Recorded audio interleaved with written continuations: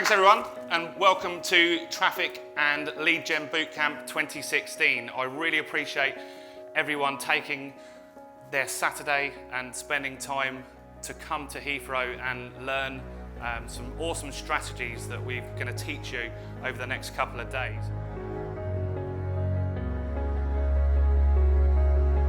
A lot of business can be done in rooms like this, and particularly I've done really well at events like this, networking with other people. So there's loads of people that you can see in the room that could help grow your business, for example.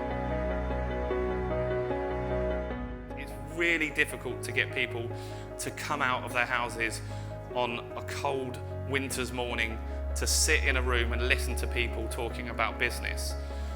But you can learn a lot here, and there's going to be some real cutting-edge strategies. All the stuff that you've learned in the last few days, you can get it done and implemented in your business. If you go away from here and you haven't implemented anything, then there's no point spending your time this weekend. There's only a certain amount of days we've got on this earth, so if you're not going to implement this stuff, then there's no point to keep coming back to events like this. You shouldn't be a seminar junkie. You should go to selective seminars and then implement stuff afterwards. So that's it.